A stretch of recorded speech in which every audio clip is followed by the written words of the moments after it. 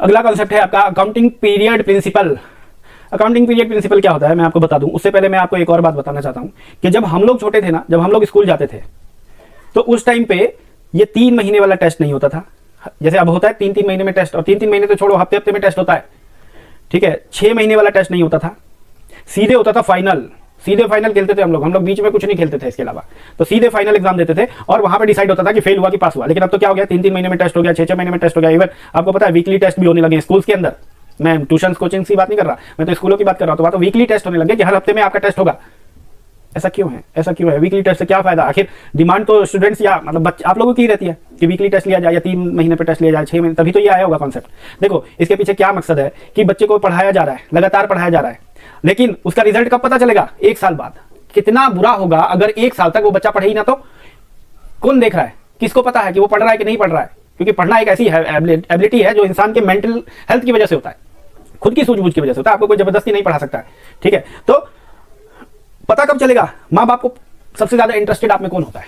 आपके पेरेंट्स से ज्यादा इंटरेस्टेड आप में कौन होता है? कोई नहीं। तो सबसे ज्यादा इंटरेस्टेड जो है उसको ही कब पता चल रहा है? पूरा 1 साल बीतने के बाद उसको पता चलेगा कि आप तो फेल हो गए, मतलब आपने तो पढ़ाई नहीं करी है, पूरे साल ऐश मौज करी है, तो कितना बुरा लगेगा। इसी को लेते हुए उन्होंने क्या कर दिया, डिमांड करा स्कूल्स में, और स्कूल्स ने भी इस चीज को देखा कि हम लोग जब बताते हैं, क्या बताते हैं कि 1 साल बाद बच्चा फेल होगा कि पास होगा, हम लोग बीच बीच में क्यों नहीं बताते पेरेंट्स को कि बच्चा कैसा पढ़ रहा है, पढ़ भी रहा है कि नहीं पढ़ रहा है, या मतलब कम पढ़ रहा है या ज्यादा पढ़ रहा है, या हम ठीक है सेटिस्फैक्टरी लेवल है पढ़ाई का, अच्छे से पढ़ाई कर रहा है। तो स्कूल्स ने क्या चालू कर दिया, वीकली टेस्ट चालू कर दिया, 3-3 महीने में टेस्ट लेके बताना चालू कर दिया कि आपका बच्चा ये मार्क्स आ रहे हैं, मतलब इस तरह से आगे भी परफॉर्म करेगा। 6-6 महीने में टेस्ट लेके बता दिया, फिर फाइनल होता है।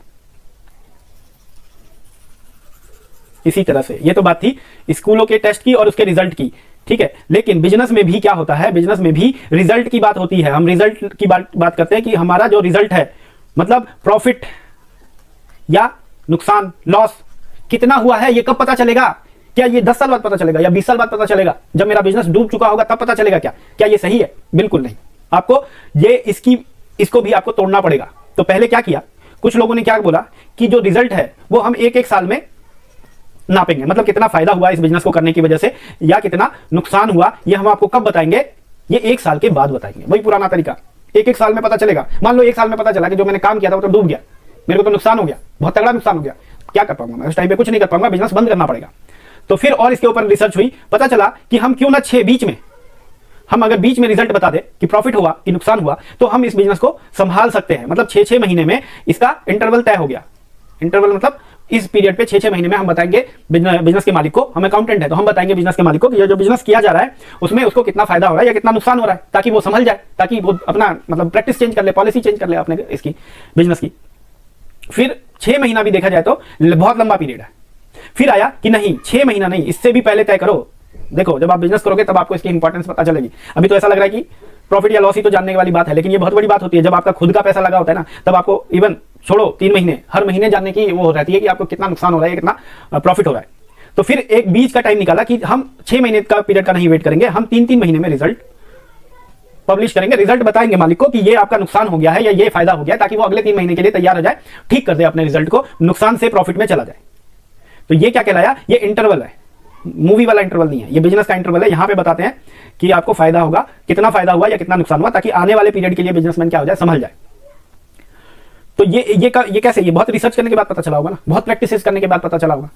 इसको कह दिया, ये भाई नियम बन गया कि आप जो है 3-3 महीने में या 6 महीने में या 1 साल में आप क्या करोगे, रिजल्ट पब्लिश करोगे। हालांकि अब क्या होता है, अब जो प्रैक्टिस है कंपनीज के अंदर देखोगे तो 3-3 महीने में रिजल्ट पब्लिश होते हैं और साल में एक फाइनल रिजल्ट पब्लिश होता है। साल में एक फाइनल बात बता देगा कि ये कंपनी फाइनली प्रॉफिट में है या नुकसान में।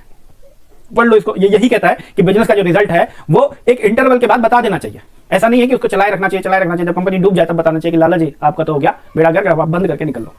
तो अकाउंटिंग पीरियड प्रिंसिपल क्या कहता है, the life of enterprises is broken into smaller period, छोटे छोटे टुकड़ों में तोड़ दो। एक मतलब गोइंग कंसर्न कांसेप्ट क्या कहता है कि बहुत लंबा समय है, जीना है अभी बहुत लंबे समय बिजनेस को। लेकिन अकाउंटिंग पीरियड कांसेप्ट क्या बोलता है, ठीक है इतना लंबा समय है, कोई दिक्कत नहीं है, लेकिन हम बीच बीच में इसको तोड़ देंगे, इसकी जीवन को हम बीच बीच में तोड़ देंगे, साल में या 6-6 महीने में या 3-3 महीने में, ताकि हमें प्रॉफिट या लॉस का अंदाजा लग सके period, so that performance can be measured, ताकि परफॉर्मेंस निकाली जा सके, मेजर की जा सके at a regular interval, so that आप अपने बिजनेस को संभाल पाओ।